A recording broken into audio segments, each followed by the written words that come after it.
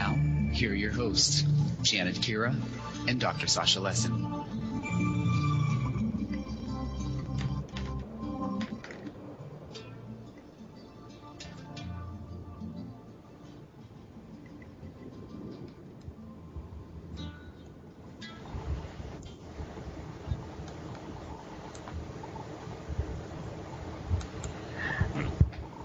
Aloha, everybody. I just minimized my screen by mistake. There we go. Aloha, everybody. This is Janet Kira Lessin and Dr. Sasha Lessin on the Sacred Matrix on Revolution Radio at freedomslips.com or freedomslips.com. And today we have the incredible Richard-Dolan, who is one of the world's leading researchers and writers on the subject of UFOs. And he believes that they constitute the greatest mystery of our time, and I agree.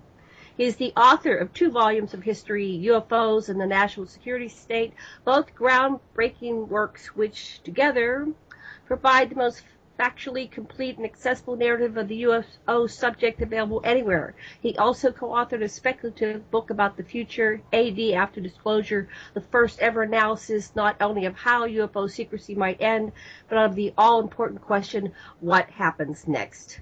Richard's latest work is UFOs for the 21st Century Mind, and provides a fresh treatment of the entire subject. In it, he discusses the important sightings, the encounters, the politics, the cover-up, ancient aliens, the bizarre science disclosure, and offers advice on being both critical and open-minded in today's world. Like his previous 3 books, it asks fresh questions and offers new insights to further our understanding of the UFO mystery. And Richard also hosts a weekly radio show, The Richard-Dolan Show, on KGRA Radio. He's a frequent guest on Coast to Coast AM. He is currently featured on several television series and documentaries, slow down, Janet, including Ancient Aliens, Hangar 1, The UFO Files, and Close Encounters. And there's a longer list and a longer bio posted on aquarianradio.com, and he's got websites. What is his website? richard-dolanpress.com.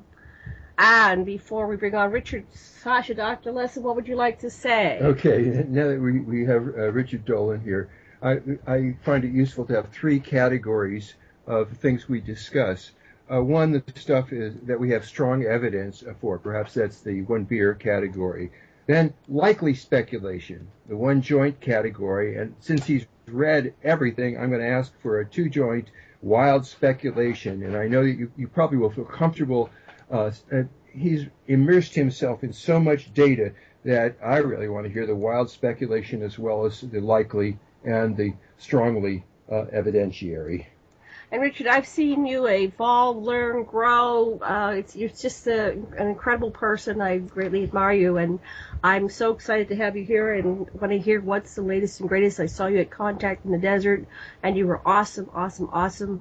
So take it away, Richard. What would you like to tell our listeners? Hi, Janet and Sasha. Thank you so much. I'm really happy to be on here with both of you guys. I love talking with you every time. I enjoyed seeing you at Contact.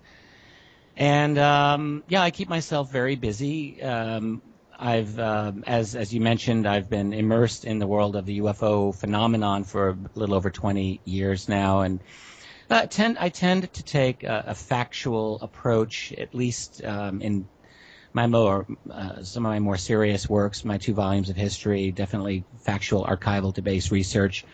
But as Sasha was pointing out as well, I'm look, this is a subject, UFO subject, that is a truly great mystery, and one in which, we need to speculate. And, bodies need bones, history needs facts, that's true, but based on the facts that we have, there's a lot of room for wondering and speculating as to what kind of interesting permutations are out there. So I like to think about that. I like to kick ideas around. It's, in fact, how my mind really naturally works.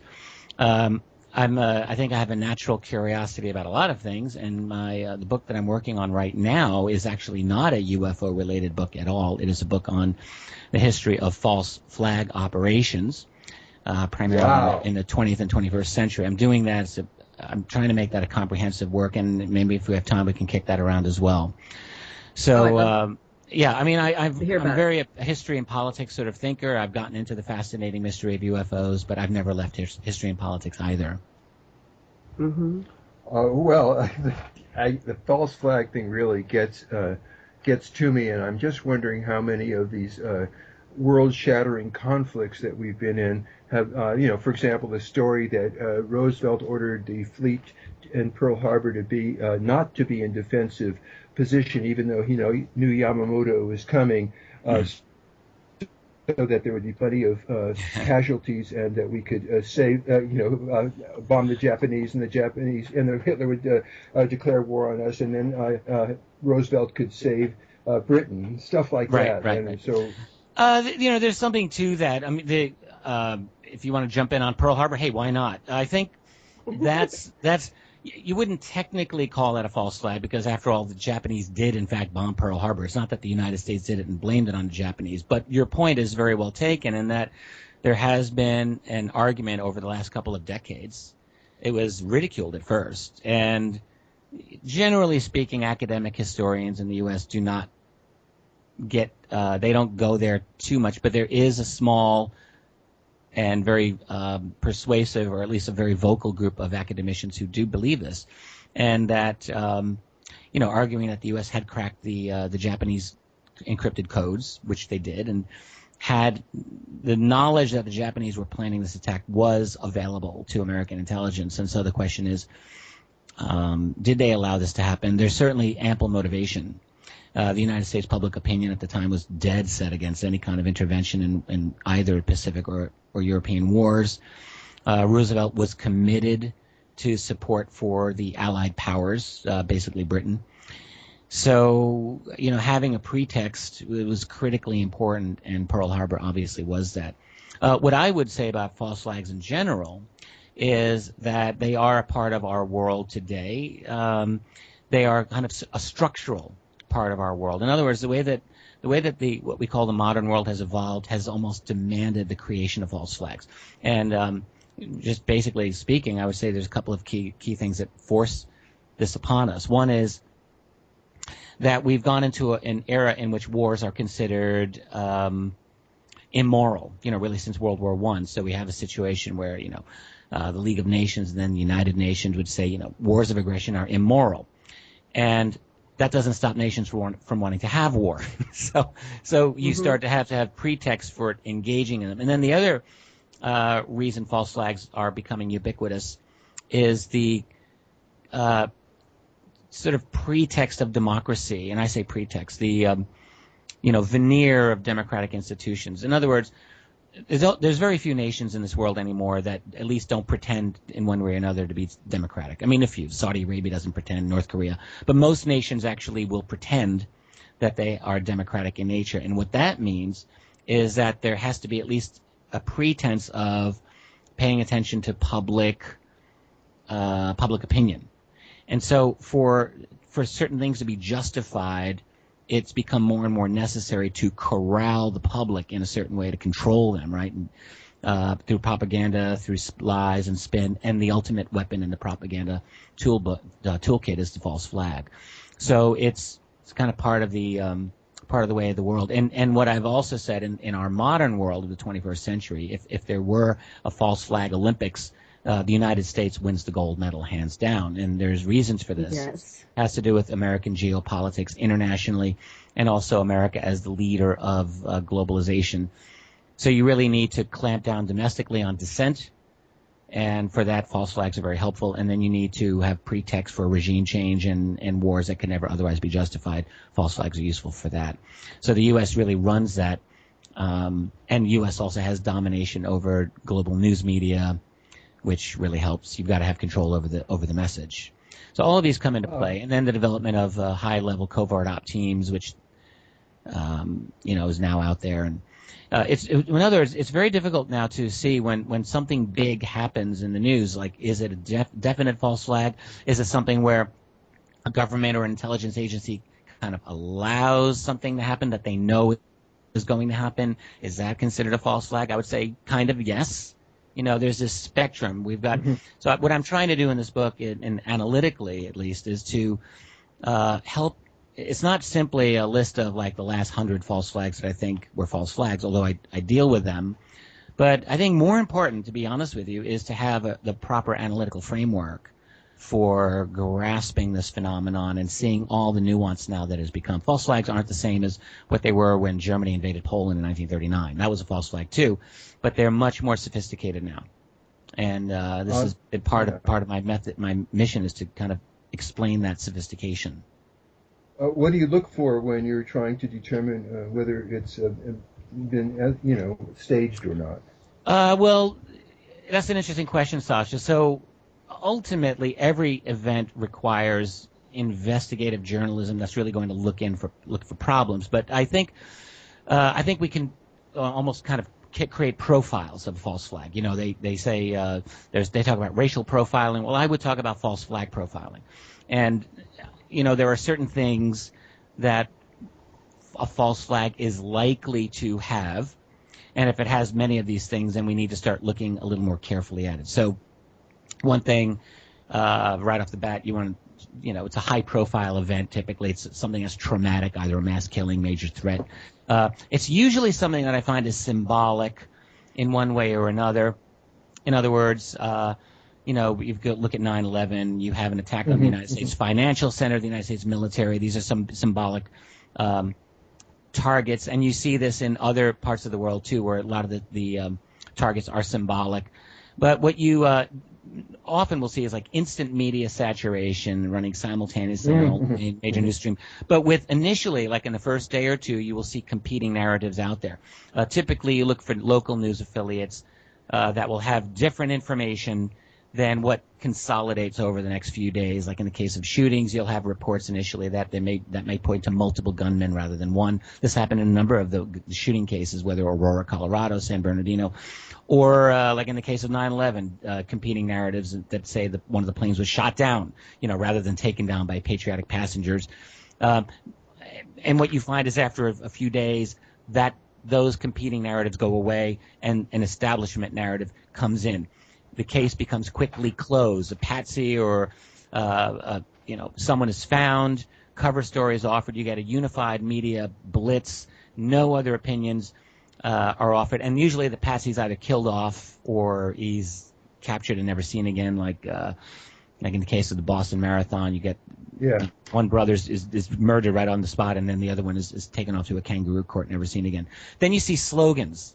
This is an interesting aspect of false flags. It's almost like they were cooked up on Madison Avenue. Like after 9/11, these colors don't run, or Boston Strong, or Je suis Charlie.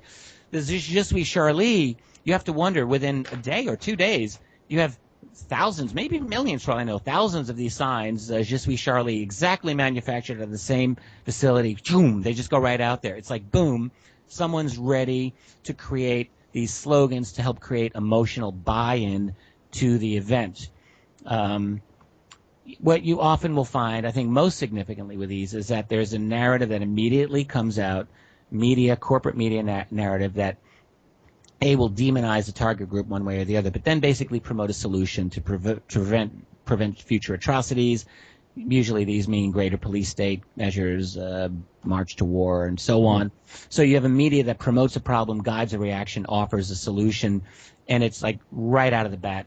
Classic example, I guess, in our history would be the USA Patriot Act, but there are others. After the Boston event, you have the militarization of the National Police Force, essentially, and it comes right out as a result of Boston. After some of these other measures, you have increasing legislation to monitor civilians in terms of psychological profiling for safety. Usually these laws are ready to go, and they're just rolled right out. So it took years. It took years to write up the Patriot Act and to have the troops ready to invade Afghanistan. It took a long time to prepare for that. The Patriot Act was written before 9/11. I think everyone knows this, and it was written by a fellow named John Y.U. In fact, who is I think he immigrated from Vietnam, if I'm not mistaken. You can come in from anywhere and become an empire-building neocon. It really doesn't matter where you come from. You can join the club, and that was his case. The thing is, there's one difficulty in identifying something as a false flag as opposed to simply evil opportunism. Because both of these things are part. In other words, there are events, right, that do happen and that are not always the result of an intelligence community operation. Sometimes things happen. And the author Naomi Klein, of whom I'm a very big fan, has argued in her book, The Shock Doctrine, that this is a big part of our world. In other words, the ruling clique in the United States rules by shock and awe domestically as well as internationally, rules by trauma. So she'll argue that some bad thing happens, whether it's Hurricane Katrina or 9/11, and she doesn't talk about 9/11 as false flag. But these horrible things happen, and then what she argues, and I think she's right, is that there are plans that have long been in place and that are rolled out when people are traumatized. They are looking to the state for help. This is the golden opportunity to, have a corporate takeover of New Orleans or to roll out the national security apparatus or whatever. And so the way she frames it, it seems to me, is almost like waiting for the event to happen and then opportunistically jumping in and taking advantage. And I think that is a part of our world, but I would go a step further and say that some of these events are manufactured, they are made, and that's a genuine false flag. Distinguishing between the two is not always easy, because you can really see now in our world there are cases where a government or an agency might just like slightly nudge something along and let someone do something that they might have been able to stop, for example. I mean, after all, with Snowden's revelations, it seems to me that the NSA basically can see anything they want to see at any time in real time. You'd think they'd be able to stop some of these crazy shootings or some of these crazy other events that happen, and yet they still happen. And I speculate that some of these are simply allowed for promoting an agenda. I mean, if 25 or 50 people die, I think in the opinion of some of these individuals, they honestly literally do not care if it promotes their own agenda. So these are things to look for. The other thing that I think is critical, is interesting about false flags, just to look up in terms of a profile, is the existence of multiple drills. Multiple drills. So in other words, what I mean by that is, you see this on 9/11. You see this in the London tube bombing of July 7th, 2005. You see this in San Bernardino. You see this in the Aurora shooting. The running of drills shortly before or during the actual attack that often involve the actual sequence of events that take place. In other words, with 9/11, there were drills that were taking place at that time by the U.S. military to protect against terrorist attacks in which hijacked planes would slam into American buildings in major cities. They were planning to defend against that when it happened. The London tube bombings of July 7th in 2005, same thing. You got to wonder, really, coincidence? Well, I think this is very significant. I think the reasons for this, one is to, I think, create confusion during that attack. If a drill is taking place, people are wondering, wait, is this real or is this not real? What's the deal? But I think primarily, even more importantly, is to use the drill as a cover for the planning and execution of the attack. So, for example, if I'm in the intelligence community and you are in the intelligence community and I'm planning the attack and you're not part of the plan, but you find out about this, I can simply say to you, oh, no, we're planning a drill. It's cool. And you would think, okay, fine. And so there would be this deniability within the command structure. And I think that's the value of multiple drills. Now, the thing to keep in mind is that false flags are not a static phenomenon. In other words, they have evolved over the last century, and they will continue to evolve. And one of the reasons that they will continue now is that researchers like ourselves, and a lot of people looking into this, are noticing these problems, right? So we have to expect that anyone who is engineering a false flag, they're going to be onto this as well, and they'll have to adapt their own methods. So there may not be multiple drills in the future. There may be something else happens. This is a very dynamic field, and it's so being Richard, done to consolidate. I'll just finish. This is being done to consolidate control, I would say, globally through what we might call a neoliberal and neoconservative agenda. That is transnational globalization and empire. So where do you begin your false flag investigation? What's the oldest one that you are identifying as? You said a century. Yeah, what's the first one you're looking at? Well, I've tried when I started. I'm really glad we're talking about false flags incident. It was a fascinating subject, and hopefully we'll get into UFOs later, right? Oh yes, we will. So We have 2 hours. when I started looking into false flags about a year and a half ago, I was inclined to accept what I was reading on the web, and a lot of websites typically would say that false flags are in fact an ancient phenomenon.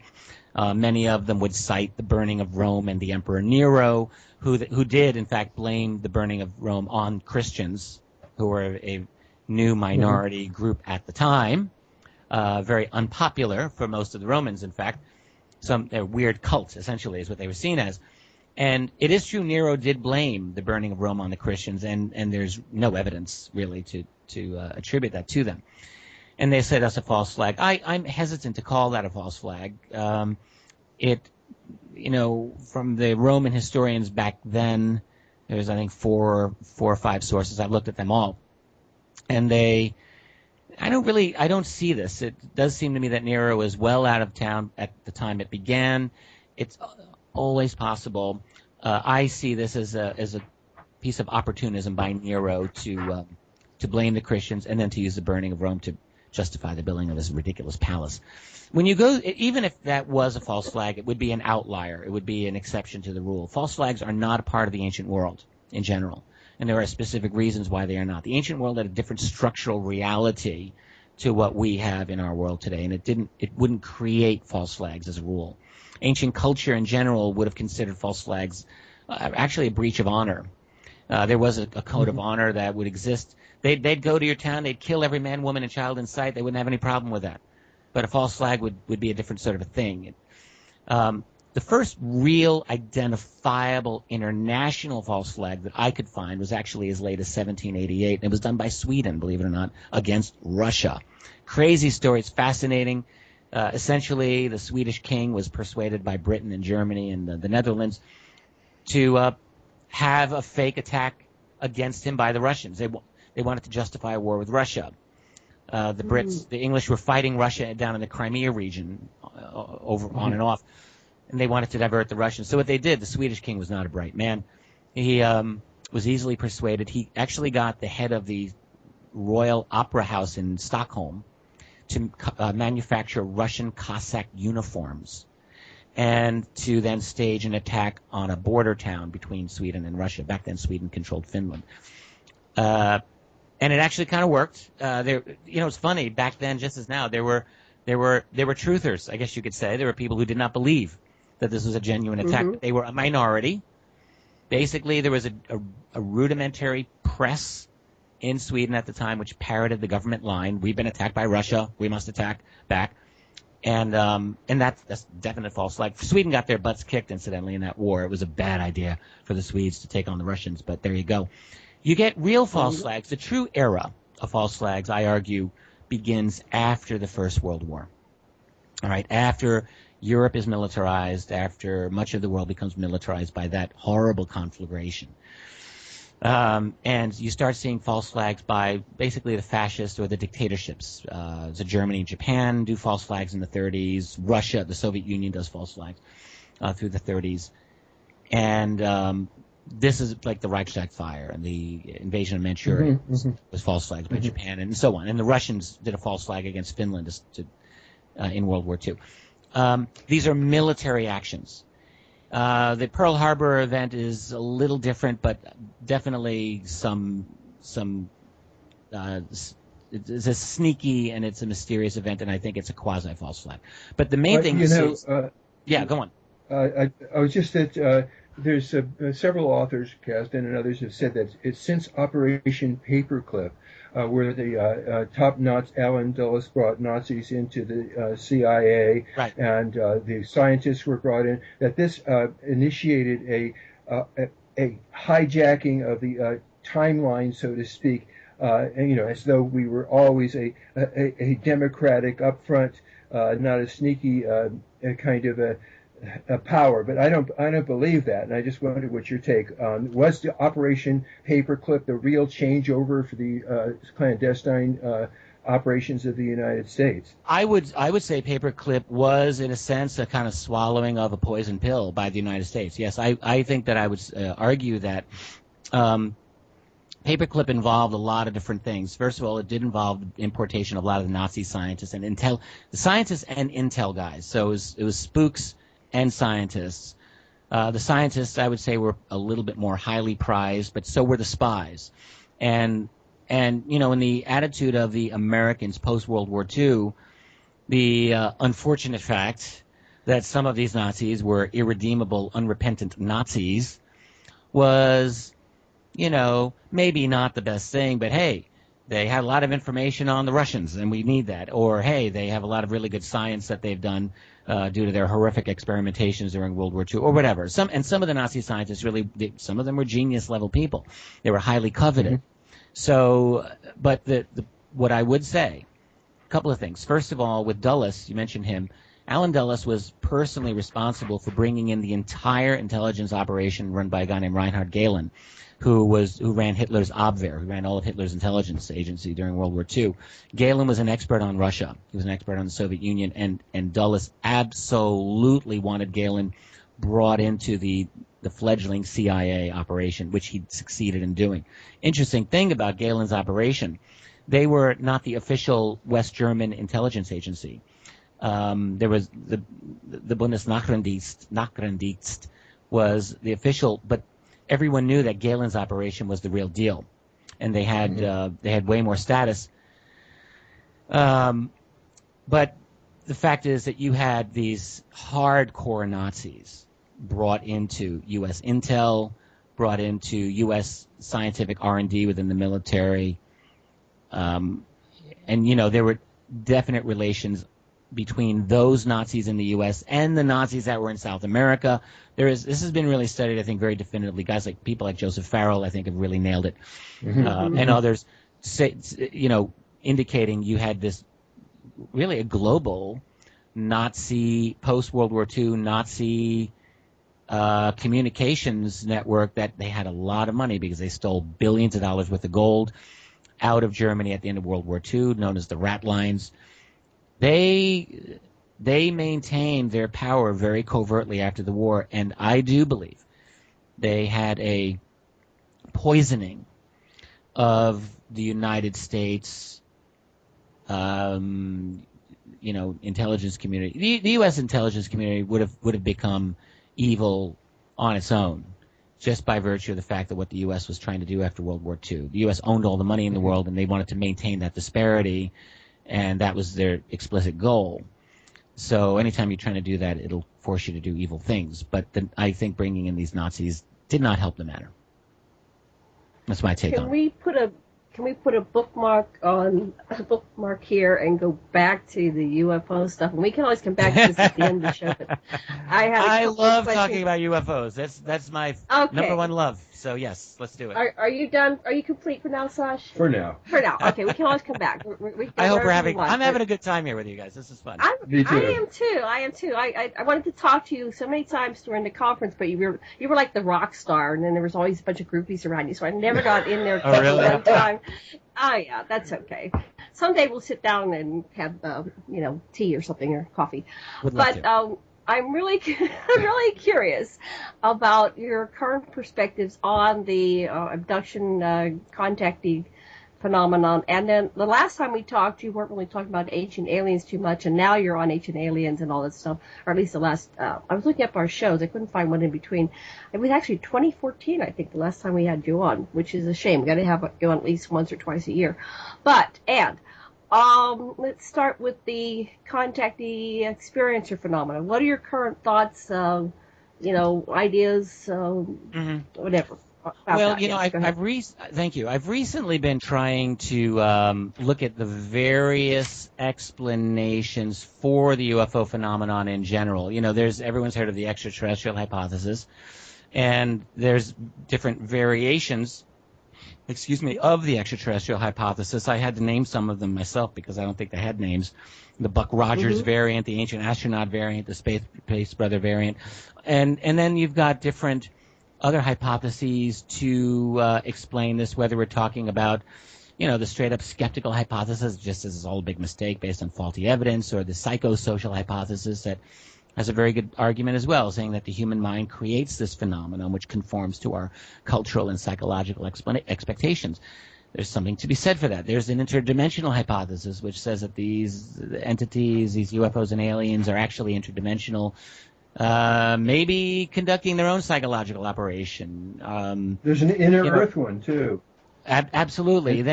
Then you've got what I call the parallel development hypothesis. Basically, was there another species or a secret advanced civilization that has always been here, somehow in secret? It's possible. You got time travel hypotheses. Human beings from the future maybe coming back interested in our genetics. It's one variation. You've got the secret tech hypothesis, basically black budget, maybe going back to the Nazis or maybe before. Who knows?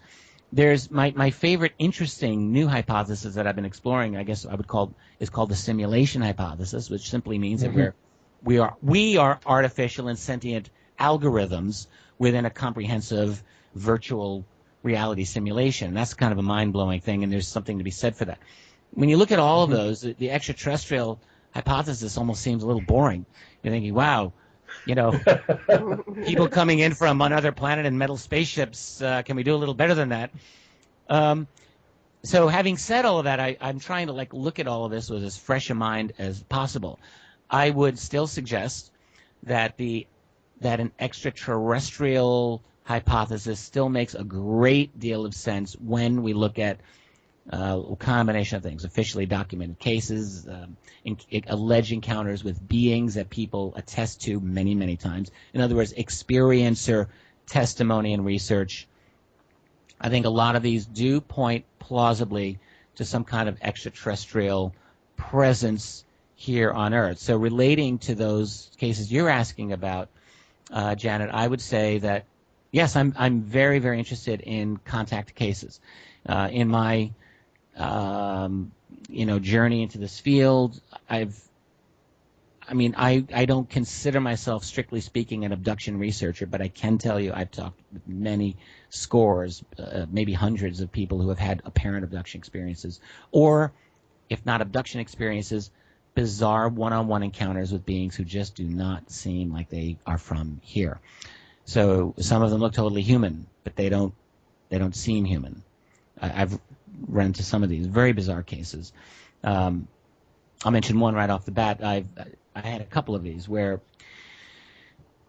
I had a case where I spoke to a retired U.S. Air Force colonel with a PhD. He's a brilliant man. I met him and his wife. They told me together of an encounter they had in the Las Vegas casino a number of years ago with a friend of theirs who they described as a kind of a psychic individual. So the three of them were having fun in this Vegas casino, and the psychic friend grabbed the colonel by the arm and said, "Stop, that woman over there is not like us." And she motioned to an extremely, apparently a very beautiful blonde woman, dressed to the nines, like perfectly. Beautiful blue clothing. And she was, in Las Vegas you get beautiful people, but apparently this was like an extraordinarily beautiful woman. The psychic and the colonel's wife actually became afraid of this woman, and they went down the escalator to get away. The colonel stayed, and he was looking at the woman for a moment, and he said to me, she turned slightly, and he heard her in his mind. He said it was startling, and what he heard her thinking to him was essentially, it was like a police officer on the beat. It was like, "Nothing to see here. Keep it moving, buddy. This is nothing that's concerning you." And this is what he's hearing from her. And he's startled. He's like, what is... And at that moment, she is joined by an equally beautiful blonde man dressed in equally beautiful blue clothing. And they're conferring. They're obviously together. And then they start walking toward the escalator close to where he's standing. And he's thinking, great, I'm going to talk to them. I don't know what I'm going to say, but I'm going to say something. So as they walk by him, he says nothing at all. And he's like, damn it. But then he gets behind them on the escalator, and they're going down the escalator. And as he's telling me this, his wife, by the way, interjects into the story. She says, "Oh, my God, I remember. My friend and I were just hiding behind one of the slot machines, peeking our head out." Like she was laughing as she said this. But anyway, the colonel said to me, again, that he heard them thinking. I said, they weren't talking. He says, "I'm telling you, they were not talking. They were thinking. I heard them thinking." And their conversation went something like, "Yes, he hears us. Yes, he's really not important. He's not part of anything. Just ignore him and we'll just do our thing. Or that was the gist of the thought he was getting. They get to the bottom of the escalator. They simply walk off. That's the end of them. But the story does not end. So the psychic friend also does or did hypnotic regression. And the three of them are talking, and they agree that she will regress the colonel so that he can better remember the details of the conversation. That's the idea. So they're like, all right, cool. So they decide that they're going to go to her. He'll go to her house in like a couple of days. She's in Eastern California. And he's there. 2 days later, he's there, and he's lying on the couch. She's starting to regress him. And as she's regressing him, they hear construction noise outside, loud jackhammers and trucks. And she lives in a dead-end street. They're like, what the heck is this? They go outside. They see nothing. Every time she tries to regress him, the noise starts up. It gets so that they cannot continue the regression. They say, no problem. He says, I will be here again next month, and we'll do it again. She says, great. A month goes by. He calls her. He says, hey, I'm going to be at your I'm going to be in your area in the next day or so. How about we do that regression? She says, what regression? He says, the regression that we did last month. What regression? The people we saw in Las Vegas. She had no memory of any of this. She had no memory. She lost her total memory of the event. So that's the full story. And not to belabor this, I had a very similar story from a woman who lives in western Pennsylvania on the other side of the country. She had a very similar experience with these ultra beautiful blonde telepathic beings when she was in a church in western Pennsylvania back in the mid-1960s. When she was a teenager, she heard them thinking as well. She followed them out of the church. And she went down a hill, and they walked toward this tall being who she said looked just like Lurch from the Addams Family TV show. Frightened her. She stopped going after them, and they walked into the woods, and this tall figure turned around and followed them into the woods, and that was her story. And I've encountered a number of other people who have told me of these bizarre telepathic encounters. Now, this doesn't prove that these beings are extraterrestrials. I understand that. But there's something very strange. You've got to wonder, who are these beings? Now, if you know, there's a lot of... I've encountered them. So that's exactly what happened. Yes, I have encountered... Well, when I asked who you are, they said we're the Anunnaki. And they got taller and taller as I grew more comfortable with looking at them. I don't want to go into it here. I will tell you in person the whole story because it's quite long. But yes, you can hear it's like concepts. You don't really get words, individual words, so to speak. You get entire like paragraphs and concepts of what they're saying. So that's why he said it was kind of like they said this, because you're getting a concept. Yes, this is very much. Yeah. This is very much the way that the Colonel described his kind of reading of these other people. Like which is why they wanted to do the regression, because he was getting clear ideas, but I got the feeling from him that he was not getting like a word for word literal. And then I had a shared experience, and then we talked about it in great length over like 2 or 3 years, and then he came back to 5 years later, and he said, "That didn't happen. I don't remember anything." Same thing. It's like, oh my God. Exactly. Yeah. So, there's a lot of this is going on. What's interesting about this field of ours, of course, is, as you guys know, and I think as some listeners know too, is once you start scratching the surface of this very bizarre reality that we live in, you find that there's a lot of this actually. And it's all, none of it gets acknowledged by our kind of establishment vision of reality, but it's there. So there's this great discrepancy between, you know, like in the story of Alice in Wonderland, Alice goes down the hole. She falls, boom, she's in Wonderland, where this is totally different reality. I've often thought of that we live in Wonderland every time we turn on our television or our mainstream media that gives us this fantasy reality that actually does not really exist. And in truth, we're living a very bizarre reality, but that's never being discussed at all. We're living in this kind of created fiction. But actually, the real reality that we live in is much more bizarre, in fact, than anything that is acknowledged. You know, one thing I find useful is instead of saying you have to follow one or another of these hypotheses, but to look at things that's multi-causal in a field. So, for example, there's a lot of evidence that I've been looking at about the inner world, Agartha, and the talk that the Nazis had relocated to New Schwabenland under the ice and found even deeper civilizations like Bodland and Agartha even further in, and that these people had round-wing anti-gravs, and that these and they were also, the Nazis too, were capable of and actually had space travel as well as travel into Earth. And so I find that if you can put a whole bunch of these causes together, and I think you've got the question is, what's the most predictive model? What do you get as the most predictive model of what's coming down? That's a good question, Sasha. I've often entertained some of these ideas about Nazis, and I've tried looking at the Antarctica thesis myself. I've never found myself completely believing all aspects of it. I don't rule some of that out, but I would say that we are in how would I put this? If I were to give my sum total of the generic scenario, I would go step by step. I would say, first of all, there have been retrievals of exotic technology in bodies, things like at Roswell, also Cape Girardeau and other places, so that there have been crash retrievals. That's one thing I would start by saying.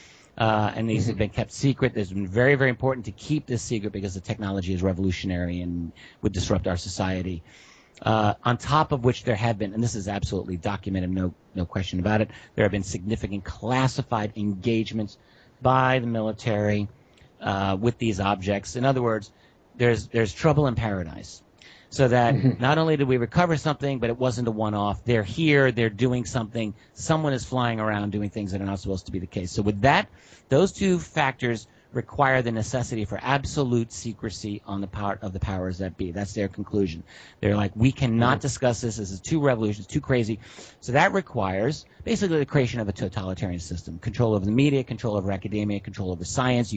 You must manage them. And if anyone doubts this, they doubt that, we can control the world of science, I'd just say, wake up.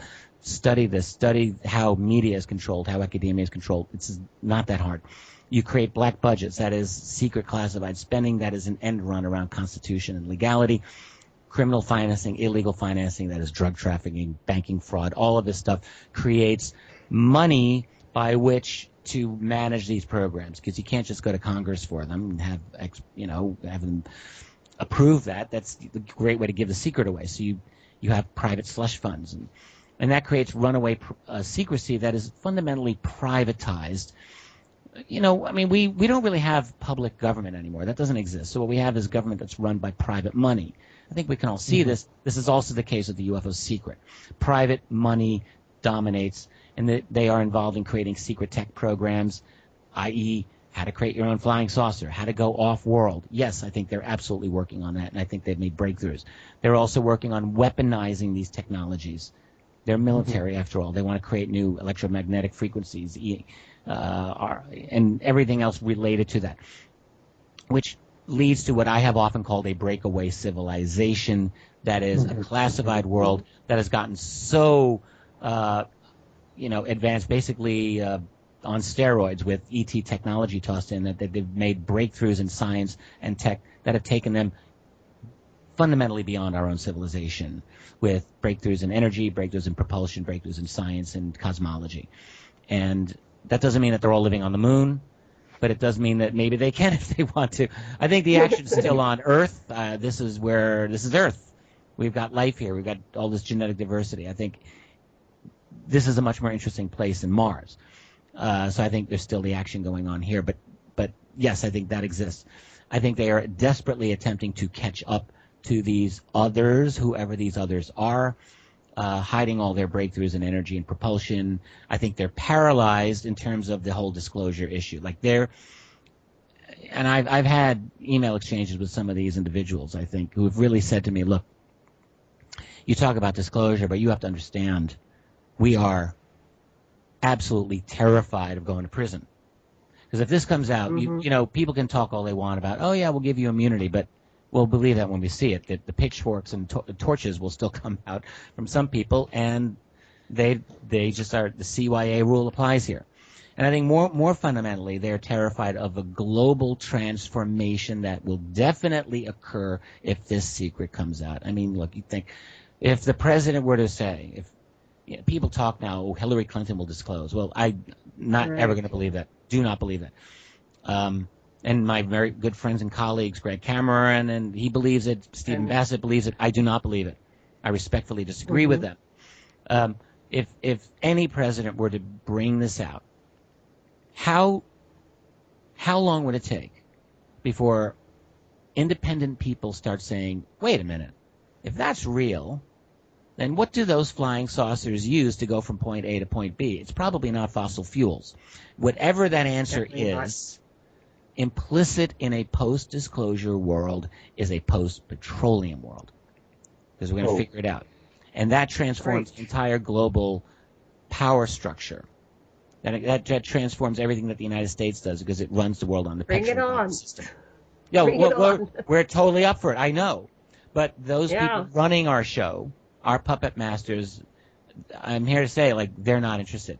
They have too much to lose. So that's the basic scenario. That doesn't include the discussion of that's if you stay inside of this matrix, this lower paradigm. But one of the things we're taking it up to a spiritual level, and how is this unfolding as the cosmic play that we've all agreed to participate in. And so in our research, we go to the current, to the ancient aliens, and into, and you mentioned you were studying yoga, so we go into the spirituality, the yoga and Tantra. I love my yoga. And when you tie all these in, well, Tantra is the advanced yoga, and that allows you to awaken your Kundalini and go outside and to connect to Source and remember who you are, before you decide to come into physical incarnation. And if we get all these different parts of it, then you get an even broader picture of how we can do this, so that it's a win for all, not just somebody going to jail or getting killed because they did participate in this play that we're. I would love to talk about yoga in the context of this for a moment. I've never talked about yoga in connection to the UFO phenomenon, but it is true. I'm a yoga practitioner. I wouldn't say I'm a particularly amazing yogi, but I love yoga, and I will do it till my last day on Earth. And I would say, like, I look to yoga not to give. I mean, everyone looks at it differently. I do not look to yoga for it to give me like amazing spiritual powers. I practice it as a spiritual discipline. That is true, and in fact I practice Kundalini yoga among other forms of yoga, and I love doing Kundalini yoga. But I feel what yoga does for me is first of all, it's very healthy, but it provides to me the ultimate mind-body coordination, the ultimate mind-body synchronicity, I suppose I could say, and it provides a kind of mental discipline that, in relation to these other beings, all right, through the meditation that you do, because yoga is moving meditation, and if by doing that, it is my opinion that these other beings, for example, I do think they came here from elsewhere. I think they have incredibly advanced technology. I think they can manipulate space-time. I think some of them are artificially created organisms. I think they have astonishing powers of the mind. But I also think that they are unbelievably intensely telepathic. And so they would be interested in those of us who demonstrate capabilities in somehow understanding the non-locality of our being, right? And those of us who are able to detach, as it were, from this mere physical confines into the realms that these other beings can inhabit a little more easily than most of us. So in other words, if you're scouting around humanity or Earth, and you see a bunch of people watching virtual reality or following the Kardashians, you're not going to be that interested in them. But if you see some of these people doing meditation and focusing on the actual way of expanding their own consciousness, you're going to find them more interesting. And it is these individuals, frequently, we hear this anecdotally all the time, who will report, they'll say this is typical. Yes, I started meditating, and after 2 years, boom, I had this amazing experience with this other intelligence, or I had this incredible download, or, we've all heard this. It's hard to quantify this. It's hard to prove it. But my take on it is that you see this enough, it's out there enough, that I say, yes, let's accept this. Let's take this as a working hypothesis, and frankly, it makes sense to me. Did you want to say something? Sasha's a yoga master. Go ahead. What I find very interesting is in tantric yoga, especially when you do it in a group form with a intense, with a common practice, your aim is to transcend your sense of separation and be open to whatever is, and not be confined to the consciousness of your skin-encapsulated self-sense. Mm-hmm. And it's extremely powerful. And I've been conducting combinations of yoga and Groff holotropic breath work for groups, and continually people have the kind of experiences that we would say are non-local experiences. Now, what they're experiencing, there's no objective way, and there's no objective way to talk about what's past and future either, because they're all held in the present as well. But we can say that people report experiences. Yeah. Hey, let's do yoga together. Like, next time I see you guys, I would love to do yoga with you. Okay. Like I would be totally up for that. When I do these conferences, like, there's never time to do yoga. I miss doing it, and if we're at the same place, we should do it. Like, we should do some yoga. Yeah, I would love to. At many of the conferences that I have gone to in the past, I used to work with Hal Stone and Voice Dialogue. We'd start the day before people eat. It's way better to do the yoga. We'd start the day with yoga, at least half an hour. That puts us in the right space and receptivity to get the most out of whatever the conference is. Yeah, I totally agree. It's a fabulous idea. I would love to do it. Great. I miss my yoga when I travel. Well, we'll build that in. So we're going to be at the Alien Cosmic Expo next weekend, so we'll see you there. So I won't be there, unfortunately. That's right. You're not going to that one. I keep thinking you were going to that one.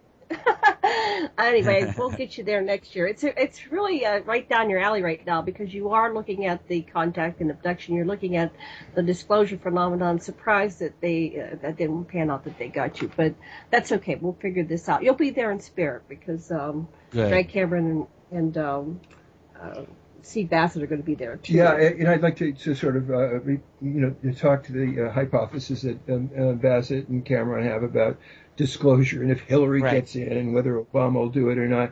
It seems to me that ultimately it's the president who decides what is classified and protects national security and what isn't. And so we're unlikely to find out anything that might have armament or economic advantageous results for anybody on this planet. So it just seems to me that disclosure will be not what we really want to hear at all.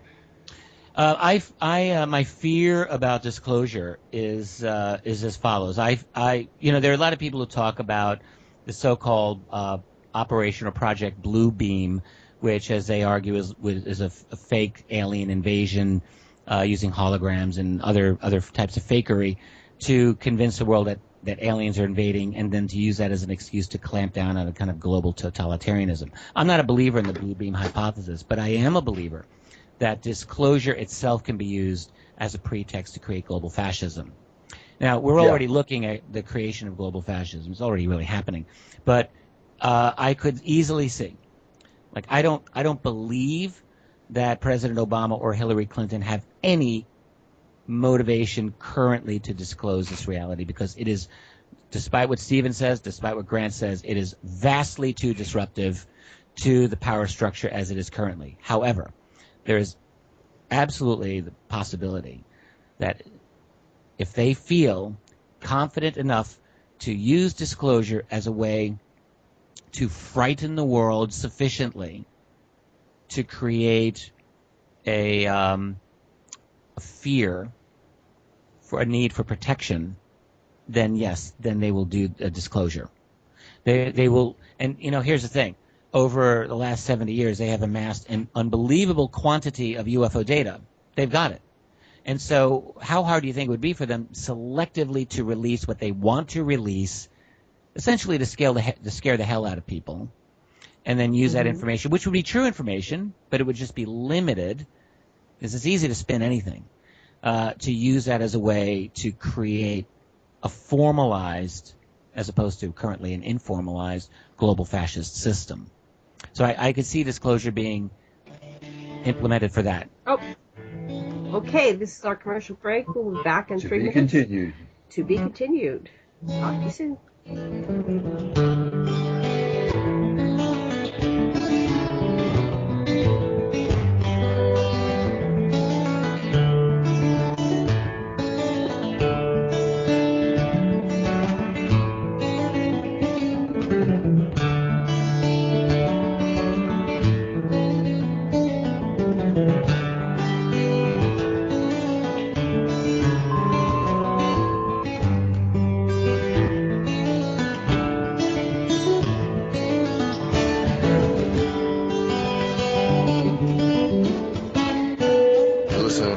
Radio at freedomslips.com. We'll be right back after this message.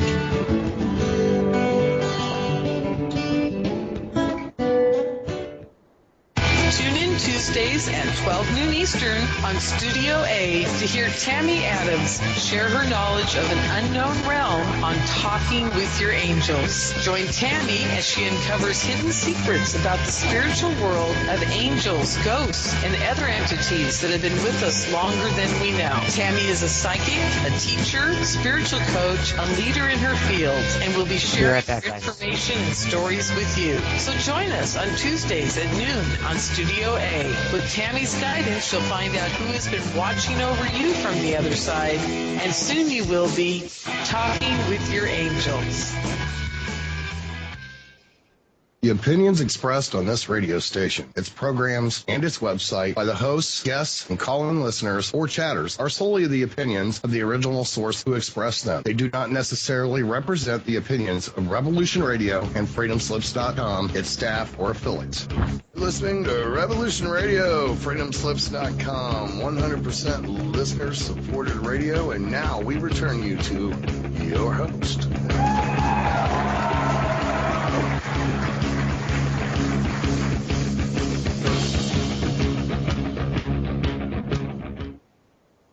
Aloha, everyone, and welcome back to the Sacred Matrix on Revolution Radio at freedomslips.com. And I'm your host, Janet Kara Lesson, and Dr. Sasha Lesson, and we're interviewing our very special guest, Richard-Dolan.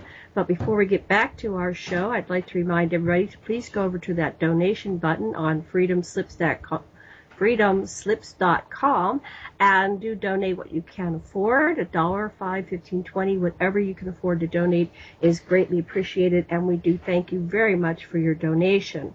Dr. Les, what would you like to say? Well, freedom has already slipped. Freedom has already slipped.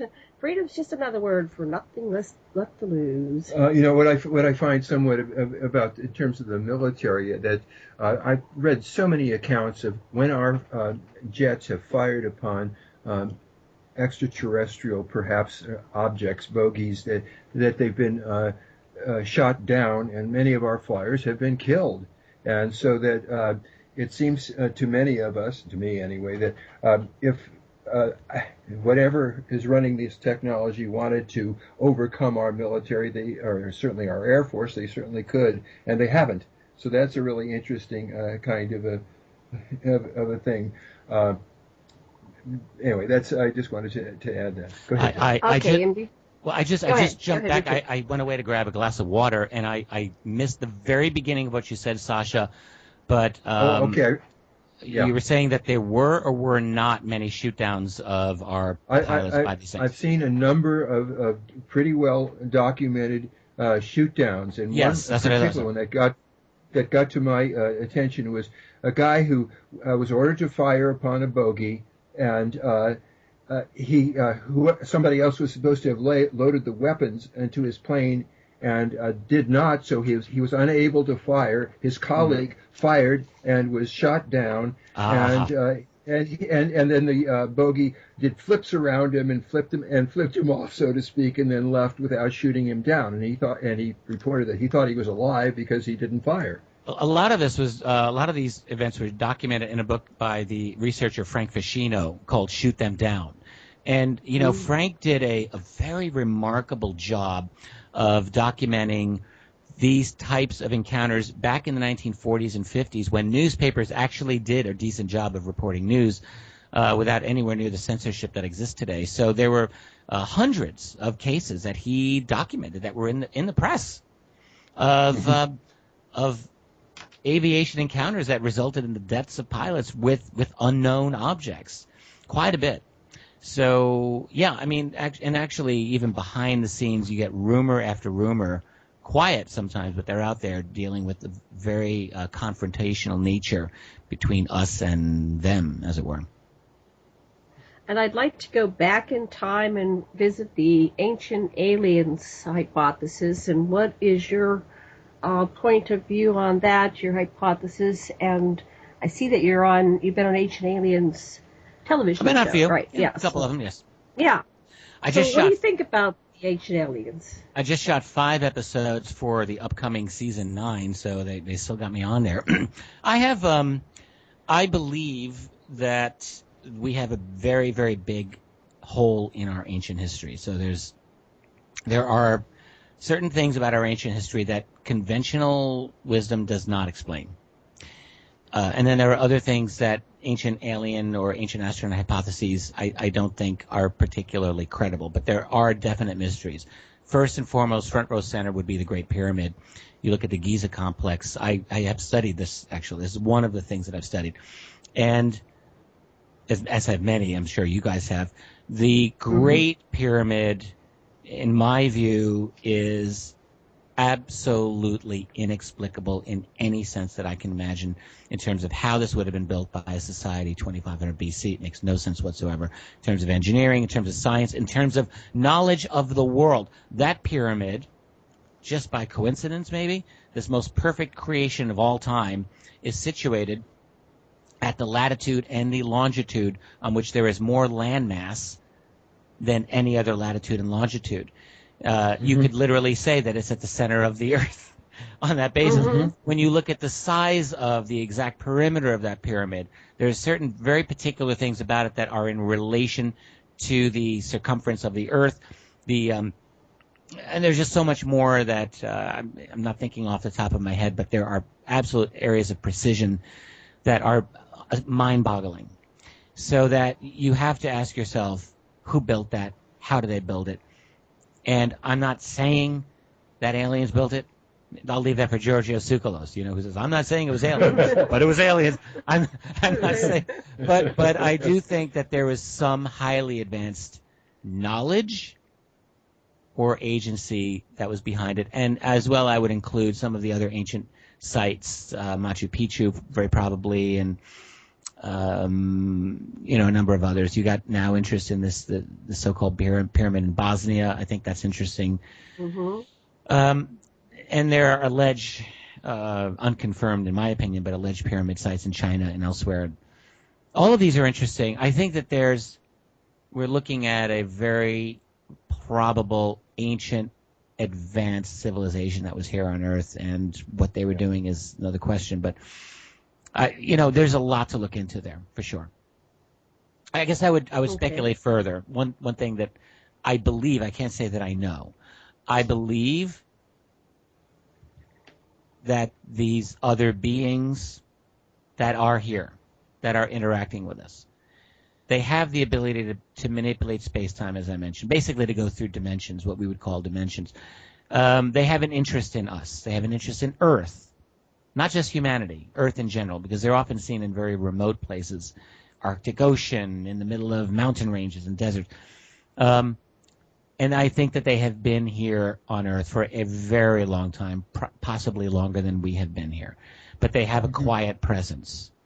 So now what are they doing here is the really important question. I mean, did they make us? Did they design us? Do they manage us? These are really legitimate questions to ask. I think there's a good chance that there are different groups that we might call the Ebens or the Greys, the insectoids, reptoids, Nordic blondes, and so forth. I think all of that these are different types of beings that appear to be here. I would say very confidently that their psychology is what we would call truly alien. In other words, they don't develop like we do. We are human beings born to mothers, we nurse at our mothers, we develop certain psychological traits. I don't think that they necessarily have those types of traits, and so I think their very manner of thinking is fundamentally different from our own. As I said, I think they're very telepathic. Every abductee I've ever spoken to, none of them say the aliens spoke with their mouth. Like, no one says that. Mm-hmm. They all say, I received images or thoughts through the mind. So they're intensely telepathic. And I think to the extent that they communicate to us, they have to adapt their thoughts specifically for us. One abductee, he was in one of John Mack's old books, said to me, he said, when I was with them, like, I definitely sensed that it was almost painful for them to slow their thoughts down to be able to communicate with us, that they have a hive mind as well. They don't have privacy. We have privacy. They don't. They are all part of one being, according to this one abductee. So these are things that I think about, and if they are here, we have to ask, how will we ever truly be able to deal with them? Is it even possible that we have the ability to communicate or deal with them in anything remotely approaching equality? I really don't know. It's quite possible that, as Charles Fort said about 100 years ago, we are property. We don't like to think that. But, you look at ancient societies. I love studying ancient history, and it was very typical for ancient people to look at the gods as, hey, the gods run everything, and don't think that you control things, because if you get out of control, the gods will smack you down. In other words, ancient people typically recognize that human beings are not in control of their world. Then we develop different ideas. We develop science, and we develop Western rationality, and we think, oh, no, we're in control of everything. But maybe we're not. Maybe we like just to think we are.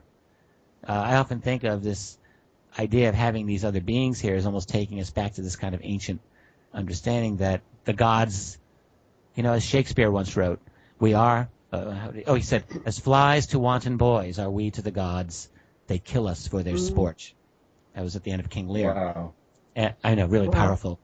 I don't want to say that that's truly all of our reality, but I get a little bit sometimes frustrated, for me, with some elements of what I would call New Age consciousness. I love a lot of it, don't get me wrong, but some of it that really tries to turn people into these kind of gods, I don't really think I'm on board with that. To me, it strikes me as getting a little bit ahead of ourselves. I think that there are other beings around here who may have other ideas. I think we have power, but I'm not so sure that we can just instantly, magically create. I don't want to say magic. That sounds pejorative. I just don't think that we can instantly transform into what we want simply by the power of thought. We have to have thought and action. The stories that I've got, especially from the translations of my teacher Zechariah Sitchin, are things like when the Assyrians pissed Enlil off, and they had been his allies because they, without his permission, attacked the temple in Jerusalem. He smote 180,000 of them with this weapon, and he sent Inanna to go get Marduk's people in Egypt and killed this many. And thing after thing after thing talks about these mass killings by technological weapons. And when the Anunnaki speak to the humans, there's a very different kind of a thing that comes in the translations. He opened his mouth and said, well, they don't do that when they're talking to each other. It's when they're talking to us. Interesting. This is an interesting thing about Sitchin. When you look at the ancient, he, of course, read cuneiform and the ancient Sumerian writings.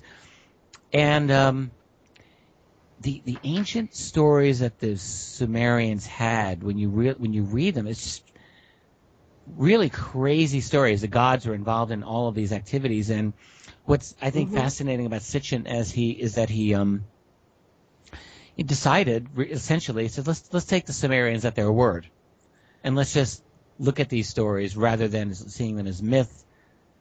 What would they tell us about the world if they are exactly real. I mean, that's how I look at Sitchin, and I agree that this is a fascinating way to look at ancient society. I'm not sure that I agree with his take on this in every way. I will just say that.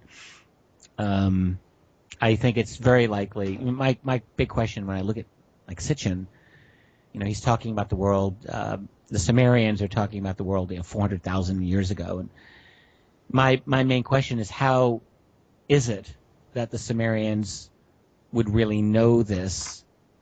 How is it that there would be a consistent culture that would exist from 400,000 years ago until the time of the Sumerians? I mean, I don't see any evidence of that, so it seems like a stretch to me. Yeah.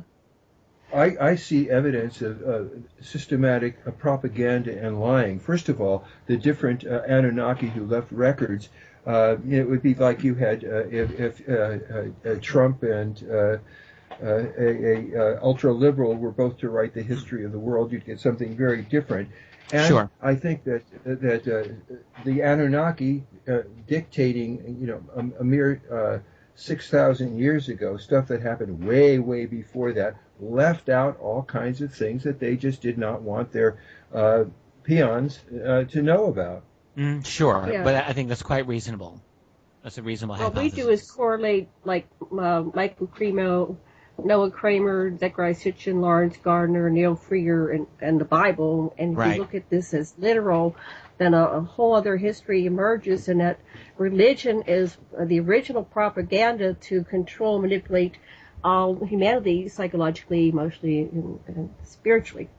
And if you look at it that way, you go, wow, this is an amazing, and they are long lived. They live to be, 400, 500, maybe a million, 1,000 years, right. maybe a million, and we don't have any idea.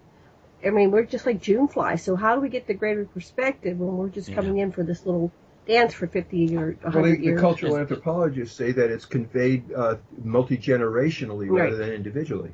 I think you both have studied this aspect of it actually quite a bit more than I have. I have to say, but I am very interested, and I realize that this is a relative gap in where I need to go, and at some point I'm sure I would love to catch up and dive into all of those. I think, Richard, if you were to wrap your head around it, since you are so good at dissecting all the different aspects of this UFO disclosure extraterrestrial phenomenon, that you could bring a different perspective to the table that no one else has done.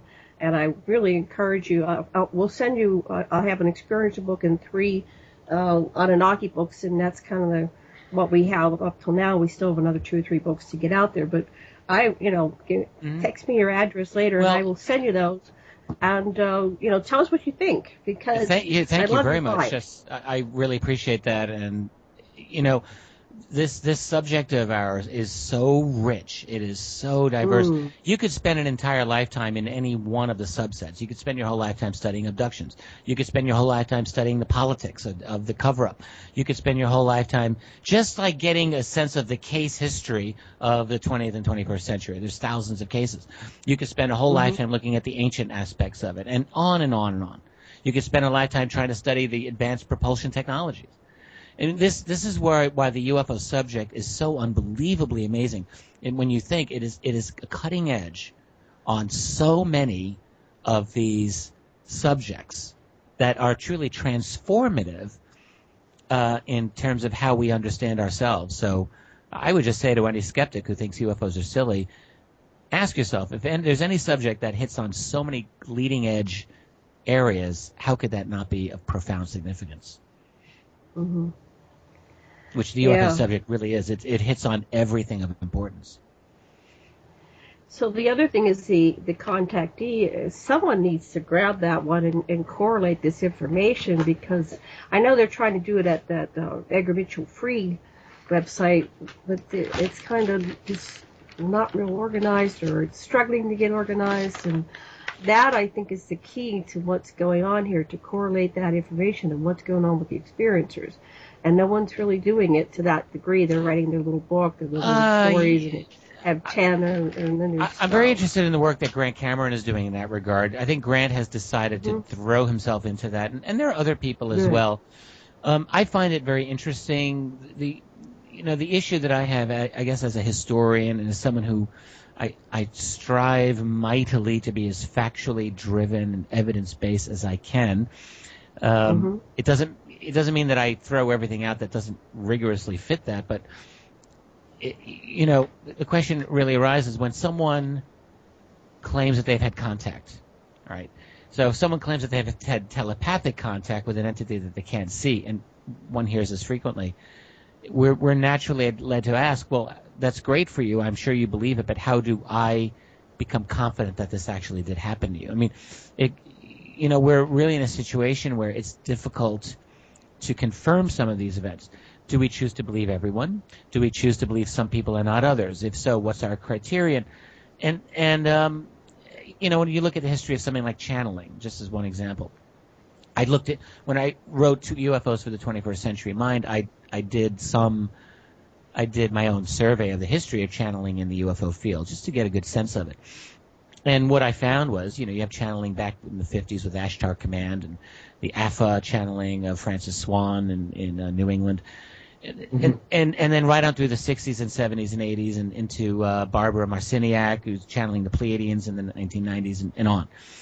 My feeling is if one were to believe every channeler, you'd be really confused. Like, they do not have a consistent message.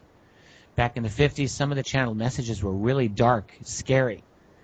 As you get into the New Age era of the 1990s in particular, the channel messages totally transformed and somehow magically sounded like all the New Age books that you'd buy in the bookstore. So the question is, how do you decide, who's legit and who's not? I don't really know. I do believe that remote viewing is real. I do believe that channeling at times might be legitimate. I'm not denying it. But my question is, how am I going to know? And this is really the big challenge, I think, for moving forward into the 21st century with this. It's recognizing that there is non-locality, that the human mind has some of these abilities, sometimes in a very high level. But again, it's a matter of separating out, because I simply can't bring myself to agree to every single piece of channel information that I get. I mean, that's just a scenario for disaster for me. Other people are different. Well, I agree, because then you have mind control and thoughts being projected into people's minds with, the military, MyLabs, and et cetera. So right. How do we know what's going on when the whole field is so polluted now? Dr. Liston's raising a hand. Go ahead, sweetheart. Okay, well, I think that you've really shown that the vast secrets lead to the cloaking of all kinds of criminal activity. And I'm a hypnotist, among other things, and I have regressed a lot of people and helped them explore actually satanic experiences that they've had with high-level Masons, who are throwaway kids that are abducted or murdered, and the children are asked to murder other children that split their minds, like the Montauk Project, right. Which again was motivated, and the technology was given by the Nazis who came over. And that this is widespread, and I know people are really down on David Icke and others for exposing this, but children are being murdered by this, and my clients are absolutely certain that this has happened, and a lot of them have corroborating witnesses and everything. Have you run into this stuff? Yeah, well, I've run into it through research. I have a couple of friends and associates who have been the victims themselves of satanic ritual abuse. It is a horrific, horrific thing, and it's out there. It is real. In terms of what you're talking about, Sasha, I actually agree with you completely. I think that there is, if anyone even does some of the research on this, they'll find old stories like the so-called Franklin cover-up. And they'll come across the Kathy O'Brien story, which she wrote about in the very famous book, The Transformation of America, where you talk about mind control. This is a real thing that happens. This is, you look at MK Ultra. What's astonishing to me is, like, most Americans to this day, I don't think they've even heard of MK Ultra. It's been out, It's been proven, it's been out there for years. That is the CIA's program in the 50s and 60s to harness the human mind, to control the human mind through various means, including through drugs like LSD and peyote. But it didn't stop with MK Ultra. You know, the ability, the desire to create, whether it's a Manchurian candidate or a mind-controlled assassin, that's only the beginning. When you're talking about murder of children, I believe that there is a kind of a cult. And by the way, I'm with you on Ike. There is a kind of a cult at the top. These are the people who go to Bohemian Grove, for example, and participate in these bizarre rituals where you get this in the Franklin cover-up, you get this elsewhere, of child sacrifice. This is gruesome stuff, and it's horrific to think about. It's very disturbing. But one gets the sense that the elites at the top of our little human pyramid have very occult beliefs. I think this is entirely possible, in which they believe that human sacrifice gives them a certain power. Is this true? I don't know that this is true, but keep in mind that there has been an occult elite going back through human history. All you have to do is read Manly P. Hall's classic book, Secret Teachings of the Ages, which he wrote 100 years ago practically, almost a work of genius in my opinion. And what he did, he, I think, masterfully showed that ancient societies had a variety of esoteric spiritual traditions that were, you know, available only to the initiates, that they kept from the great masses who did, you know, were not deemed worthy of these secrets, dealing with things like immortality of the soul and so forth. And that you've got these occult groups, elites groups, going through history. Jim Marrs wrote a little bit about this when he did his classic book years ago called Ruled by Secrecy. It's actually a fantastic book where you see very strong evidence of a kind of continuity of elite groups with specialized knowledge through the ages. If that is true, then we are left with the possibility that an elite group today has this long-standing continuity, not simply in terms of financial power or technological power, but also spiritual occult power. And are they in league? I mean, Ike talks about them, you know, basically in league with or being shape-shifting, human-looking reptilians. I don't know. I wouldn't necessarily sign on to that belief. I haven't encountered the types of evidences that he says he's encountered, but I do think it's not outrageous to consider that there's been a human elite all along that's running the show. And it also, if I were having to do counterintelligence on behalf of the human species here on planet Earth, and it were my job to run that on our behalf, I would have to consider the possibility that they themselves, these other beings, have decided we need to control humanity. We're going to put our structure in power to run them for our benefit because we really can't afford to let them run loose on their own. And if we manipulate them, if we exploit them, no problem. We do what we want because we own them. That would absolutely be a thing that I would want to be looking into as a possibility. Yeah, you know, in terms of general in field theory, Preachigene says that all systems have perturbations that can either shatter the system, which destroys it, or it can evolve to a higher level. And I would suggest that even if the way out of this is to have candor and to ultimately open the secrets. And yes, there'll be disturbances, but we can, if it's done right, we can reconstruct at a higher level, a more humane level. That's my opinion. What do you think of that? Well, I think, yes, I love what you're saying. You know, as dark and as difficult as things always appear to be, I wouldn't say that I'm ever a utopian, but I would absolutely say that I'm an idealist, and I'm proud to be one. I believe that we have incredible capabilities here as a species. I believe that we have the power within us and among ourselves to do a few things that would actually allow us to create a beautiful human civilization here. I think we have it within our ability. The first thing we have to do, unfortunately, is wake up dramatically and recognize that there is a system in place right now that is it's siphoning off of our energy and off of our vitality, and it is literally designed to enslave us. And And how to fight that? I mean, do you dust off the guillotines? I don't really know how you do this. I mean, I'm not saying that's the best idea either. One thing that we have to do, absolutely must do, is destroy the privatized fractional reserve banking system on this planet. It's got to go. It must be wiped clean. Governments need, this is not some political rant. This is critically important for us. Governments need to have their own ability to make their own money without private banks charging interest on creating the money. And really creating it simply out of nothing, just they type in the computer and they create the money. This is why nations like Greece, poor Greece, I mean, I weep for Greece, are being siphoned, bled dry by German and French banks, and just being yes. This is a criminal takeover. So, banking system must go away. It has to be destroyed. And we need a true democratic revolution on this entire planet, and by that we need an ability to shine a light into the dark, illegal, criminal, evil, dark control system that hides the knowledge of what is going on here, including the incredibly advanced technology, including what we would call free energy. Those answers are there. We have to break the petroleum paradigm. It must be broken. We got to break the banking paradigm. We have to break the petroleum paradigm. Now, there's dangers inherent in any advance. If you get greater amounts of energy, that could create greater destruction, right?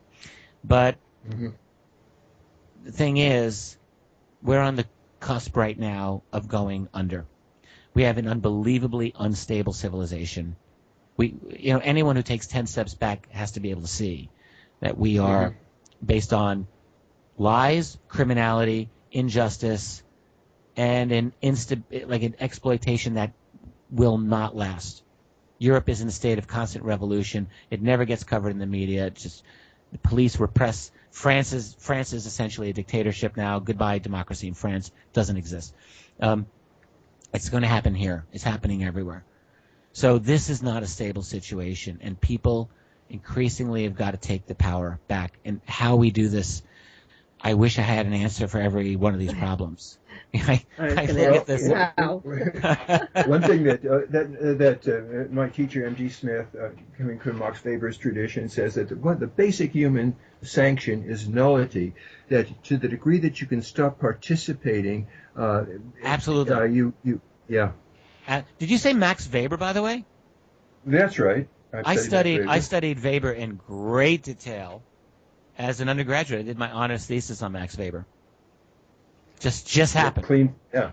Excellent thinking. I was a Weberian back in the day. But I agree with your point. Do not participate. I ended one of my recent lectures on exactly this point. Like, how do we win? Well, one way that we have to win is we cannot participate in this globalized, criminalized system that literally is, designed to keep us in this state of injustice, and where they spoon feed us BS as if we're 5 years old.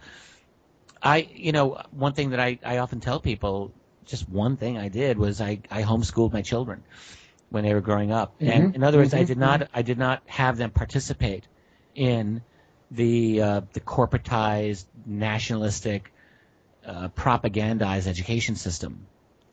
I'm not going there. And I got lucky. My two kids are brilliant and they're independent thinkers, and I like to think we had a little bit to do with that. It was a very good decision. But even if you don't do thank you. I say to people, do not participate in television culture. Do not participate in anything that has television commercials. I mean, it sounds simple, but these things, do not participate in the ritualistic, militarized, brainwashing things like the Super Bowl halftime special or the Super Bowl itself, which is an orgy for the military state. And the commercials. Just opt out. We have to. I mean, I grew up playing baseball. I love sports. But watching the corporatized sports system, to be participating in that. First of all, it siphons your own intellectual energy away. And really, and all we have to understand, like, this type of propaganda is designed to distract us from what's going on. The main thing that's going on, in addition to the fact that there are these others that are here interacting in some important way, the other thing that's happening, though, is the theft of the planet that is taking place right before our eyes. So with like this many tiny number of people are stealing everything. They're stealing all the water, all the genetically modified foods that they want to own and shove down your throat for the rest of your life. They want to steal all the minerals in the ground. They want to own it all, and they're doing it. And that is called a war. And in a war, they don't want us to know that they're declaring war on us. That would make it inconvenient for them. So the thing is to distract. So they create the culture of the Kardashians, and they create the Monday Night Football and the Super Bowl. All this pageantry, which all it is designed to do. The only reason it exists in our corporate culture is to tell people, look over here, don't look over there. Look at this shiny little trinket here, do not look over there. And it is all designed. It is all designed to disempower us, to take us out of our true power. Our job is to say no to that and to say yes to the fact that we will become aware of so what that's how you unplug and your head clears. If you turn off all of that, you all of a sudden wake up and you go, oh my God, what was I doing? Absolutely. It was like a hypnotic spell.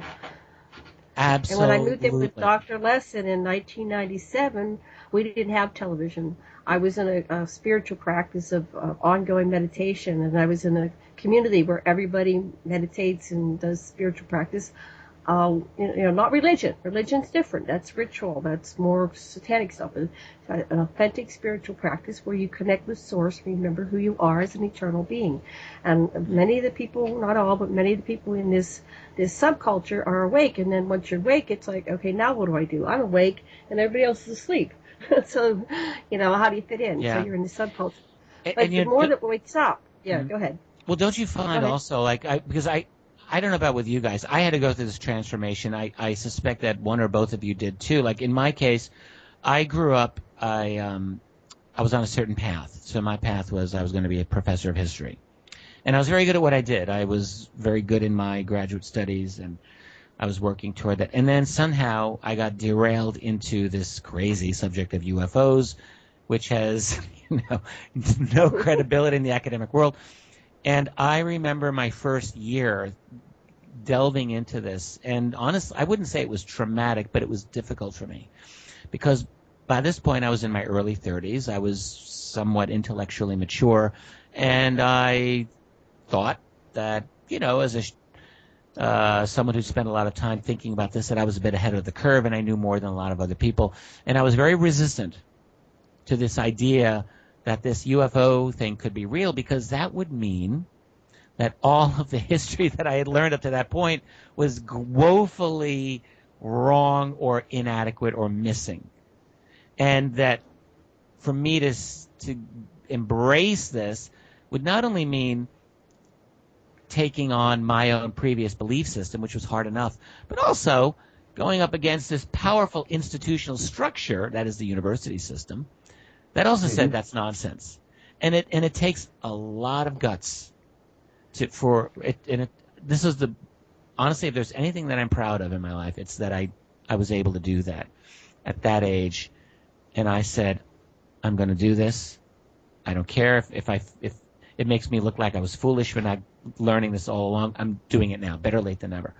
And I remember that first year I would lie in bed staring at the ceiling thinking all of these if-then statements. Like, if the UFO thing is real, which it seems, then what does that say about the reality of something like the Kennedy presidency? Like, what did John F. Kennedy know about this? There had to be something.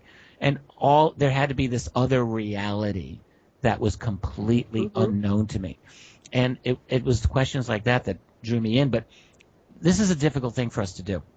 And the further along in life we go, I think really the more resistant we become, because you go through life and you fight your battles and you develop your little turf if you're an intellectual, and at a certain point you don't really want to challenge that worldview. It becomes very comfortable to you. And particularly if you're well educated, if you've become successful, you make a decent salary as a professor, why would you want to risk that? It's very difficult. Some of the most hidebound people I've met are in the university world. I'm sure. I assume you guys have had a similar kind of experience with absolutely. in anthropology, you had to believe in a gradual Darwinian evolution, and that there would be missing links that would show how we're connected to lemur-like creatures. And after 140 years, there aren't any missing links. That we are so uniquely different than other kinds of primates that's nonsense, and that macroevolution is true, but not true, but microevolution is true. And you get a whole bunch of different oparts, evidence of people that didn't cross the Bering Strait and make it down to South Africa, South America to Tierra del Fuego that way. And the evidence starts to become utterly huge, so that the oparts, the things that aren't accounted for by the academic theories that you have to agree to if you're going to get your promotions and your jobs, are wrong, but you have to toe that line, or else research something so picayune that you don't bother the powers that be. And so, we have the exact same experience. Yeah, totally. Sash went to UCLA, got his PhD in anthropology, so he encountered all that stuff. Yeah, for sure. But I was an experiencer from moment one, but I was raised Christian, so when I met Dr. Lesson in 97, I put the William Bromley's Gods of Eden on the back of his toilet, because I had already studied Sitchin since the 70s and had been an experiencer and came in remembering past lives, and so we were an interesting team. But also I'm a nerd and egghead, and I love to read, so we combined our, we've had to reinvent ourselves, because when you find new information, you have to be brave enough to throw away that which doesn't make sense anymore, like your belief structures or your religion or whatever. And so there are very few. We come in with the God spell and the God virus, and it's harder to rebel against that than to just give in, and because then you're accepted by your friends and family. I've lost a lot of my friends. Most of my friends' family rejected me, and they finally came around after I was just so adamant about this ufology, that now they're going, oh, now it makes sense. But that was 20 years where I was disconnected from my family. You could say all explanatory systems are just a series of hypotheses that we have, integers, to try to account for the data. And if you try to test what it would take to disprove it and what would prove it, you start to be able to accumulate evidence in certain directions. That's how it looks to me, anyhow. Yeah. I totally agree with both of you guys here. And I think maybe the most important thing that those of us who are journeying down this path can do is to be brave and not be afraid to speak, to talk about our research and our understanding, which we do, and I think other people do, and to be interesting. I mean, in other words, like I have learned not to be afraid to engage, even with strangers, about some of the crazy things I do. I'll fly all the time, and in earlier years whenever I would sit next to some guy who's got his Excel spreadsheet out and he's looking at the marketing numbers for the next quarter or whatever he's doing, and then he leans over and says, "Oh, so what do you do?" Like in earlier years, I would think, what do I say to this guy? Dude, I work in a reality that would kind of rip your worldview to 1,000 little pieces and scatter them to the winds. I read about UFOs. I would not really want to discuss it. Nowadays, I'm actually very open about it, and what I've discovered is that most of the people, they are very intrigued by these alternative theories about the world, whether they be UFOs or the spiritual realms or dimensions or whatever. I think most people are interested, and our job is to find out why this matters for ordinary people. Why is this important? It's always our obligation to demonstrate why should some stranger be asking questions about what this subject is, what's in it for them. And I think as long as we keep that attitude, we will be able to engage with the general public. And over time, I think the only real change is going to happen culturally. And this is my current feeling. I participated a couple of years ago in what was called the Citizens Hearing on Disclosure, organized by Stephen Bassett in Washington, D.C., and it was great. It was a fabulous experience. I participated heavily in that, and we provided testimony before 6 retired members of Congress, and it was an amazing thing. But I think that the real way that we create change is probably not going to be through the political system, which I think is broken and which is essentially fascist in all but name. But I do think that we win by becoming the change and by creating a new culture. And so this means patiently talking about what we do, getting our stuff out on places like YouTube, social media, yes, radio, like what you guys are doing, what I do on Monday nights, and getting the word out through good books, through good articles, spreading and diffusing the information. And a new culture does arise. I've seen in the 20-plus years that I've been in this culture that there has been a change, absolutely. I think that we still have a long way to go. And, there's always, they famously say that there are 3 stages that greet every new idea, every new revolutionary idea. Stage 1 is ridicule. They make fun of you. Stage 2, if you make a little more progress, they have aggressive attacks against you. And then stage 3 is, oh, yeah, we knew that all along. So, that's an old adage, and I think we're looking to. I often look at the transformation, like the cultural sea change in something like gay rights and gay marriage. And, it was only a little over a century ago that a literary genius like Oscar Wilde rotted away in jail because of the supposed abomination of being homosexual in Victorian England. And from that point, we went through the entire 20th century, and what we saw was the creation of a new culture. And how did it happen? There was no one like legislating laws. No, it was brave people who happened to be gay who just decided to come out. And someone had to be the first, or it had to be the pioneers, and they did this. And then others followed them, and more followed them, and more people realized, hey, you know what? It's really kind of stupid and kind of wrong to persecute or discriminate against someone because of their sexuality. And all of a sudden, in the last 15 years, the United States went from, in its attitude about gay marriage, from I think it was something like 80 to 20 against to something, or 70-30 against, to I think it's now something like 80-24. It's been an unbelievable sea change. This is all culture. This is the power of cultural change. And I feel that the UFO culture, like, I don't think it's outrageous to think that we are on the cusp of a similar sea change in creating a new culture. And the way we do it is just what we're doing now, is like being forthright, brave, being smart, getting the information out there, not being afraid to inspire people. Right. For me, there's 2 people, Mario Savio and Mark Rudd, who stood up and in our institutions, in our colleges, and said, we will not support these wars anymore. And that started the movement for me. It started my heart moving when the girls put the flowers in the barrels of the troops that were surrounding them. I said, I'm there too. I'm not going to take it anymore. Right. It takes a few brave people to start it. That's right. And that energizes the rest of us. So I feel like for anyone who cares, that's their job. Be that brave person. That's what I see happening with the experiencers.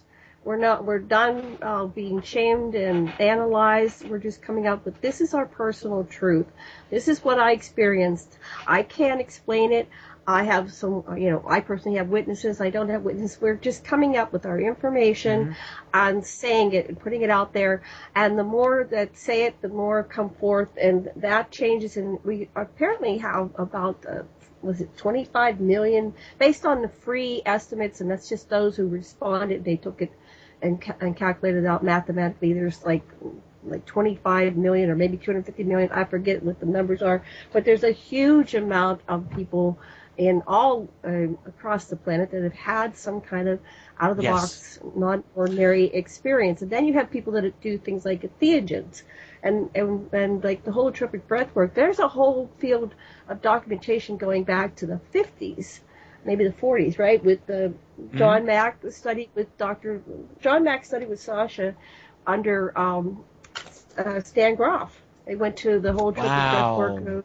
Wow. Yeah, for you. Yeah. Tell me a little bit about Fascinating. We were thousands of people who have done very carefully monitored work with entheogens and with fast breathing to evocative music with their eyes closed, and just letting their images and thoughts and bodily sensations go through them. And they come up with all kinds of amazing information. For example, if someone says, I identified with being a female lion, and I was hungry in the back of my neck. What? And we look up that stuff. Yeah, that's where they feel hunger.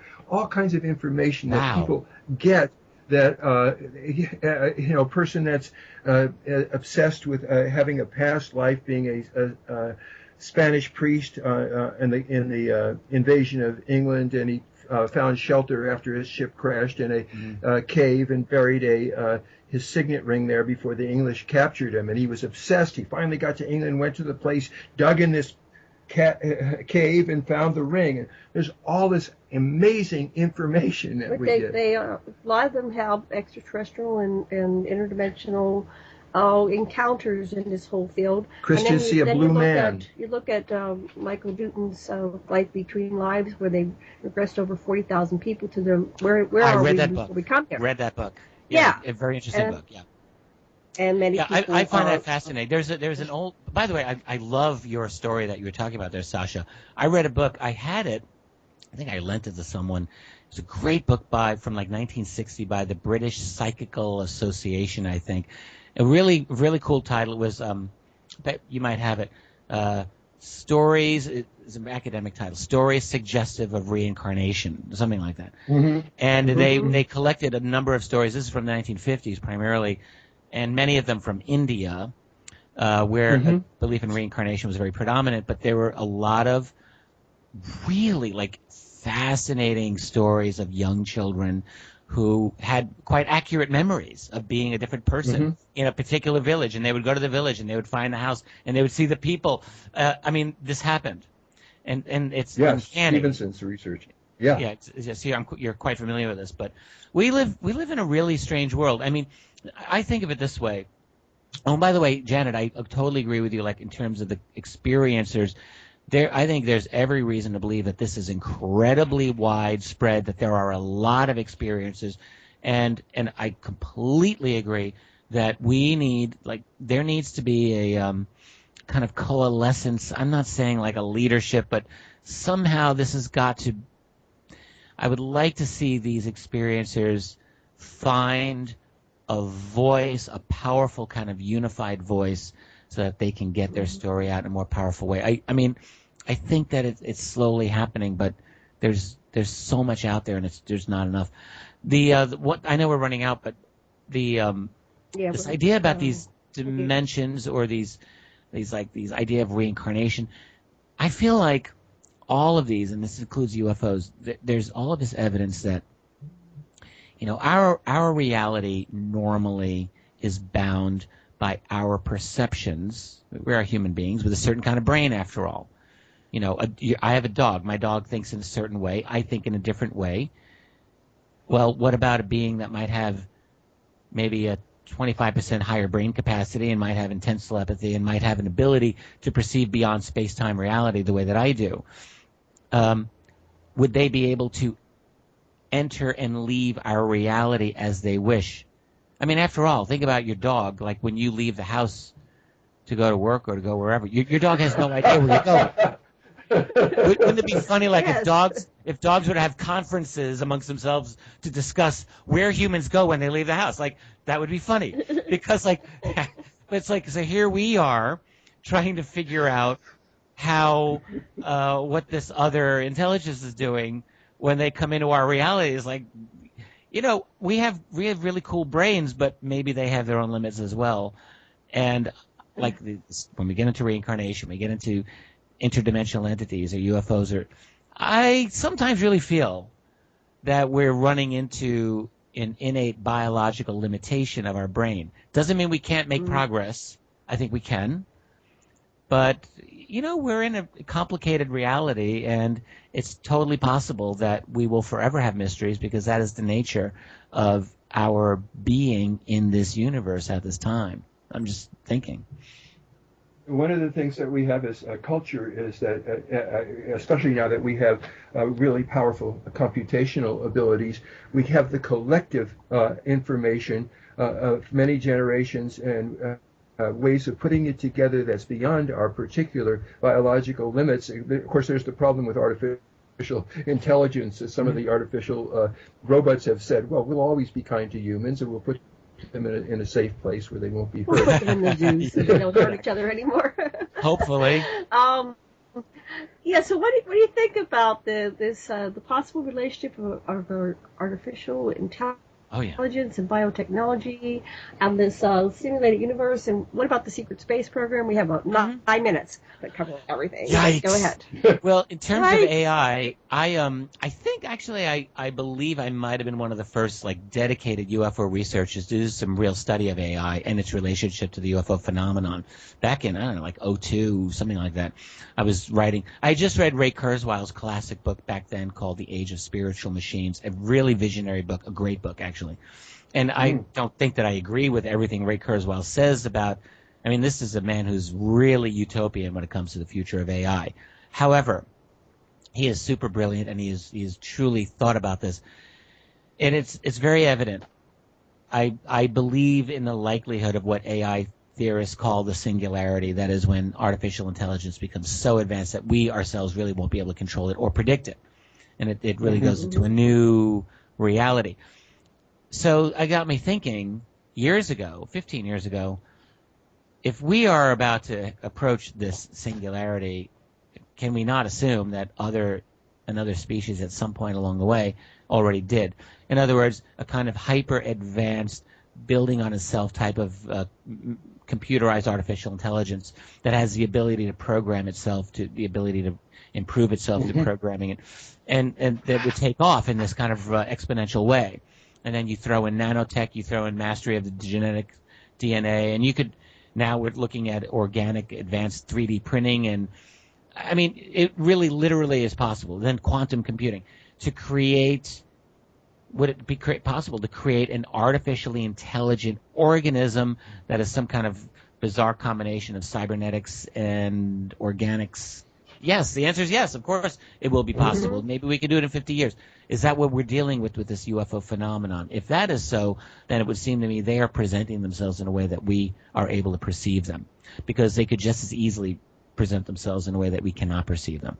So that leads me to think, or it could be that it is convenient for them in some way to incarnate as biological entities. I don't really know what these beings are doing. I don't know what their agenda is. That's the ultimate. Well, I don't, and I'll never be one of these people that says, "Oh yes, this is what they're here to do."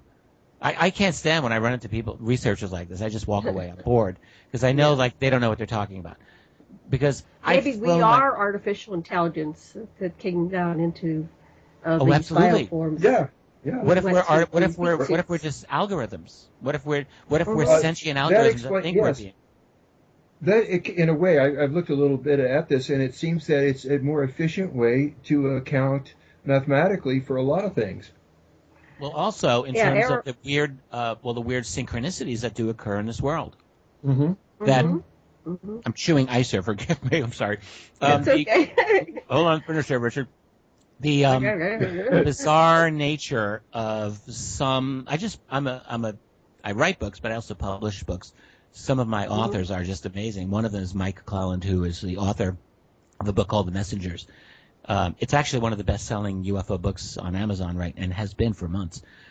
This is a book that deals with synchronicities in a really unusual, unique, and compelling way. And what he, just really long story short, he shows, I think, an ample case, a persuasive case that we are living in, there's some level of an intelligence that is overseeing our reality in some way, and every now and then giving us hints to perceive it and to figure it out.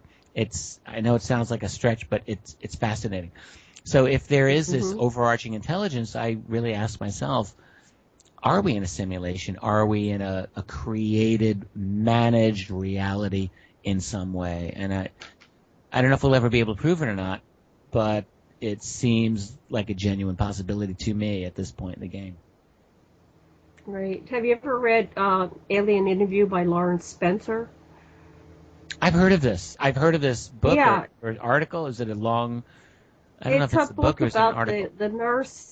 It's a book. It's about the nurse at Roswell that was telepathic, and they had her sit down with Errol the Grey, the one that survived the Roswell crash, and Errol told her story, and she said that this is a like a Botany Bay colony. We're in this prison colony, and about 1,000 of the Greys got into this cycle of rebirth and around 1,000 years ago in Tibet or something like that. I don't have the story 100%, but there's a series of YouTubes. You can just sit there and watch it.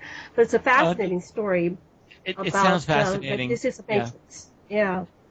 And the question is, I don't minutes. know how to prove or disprove that. This is what a philosopher would say is unfalsifiable, and it could be true, but it's hard for me at this point to prove or not. But no, I've come across theories like this, and they are often very fascinating, and I think it's good to be familiar with them too. I just don't know.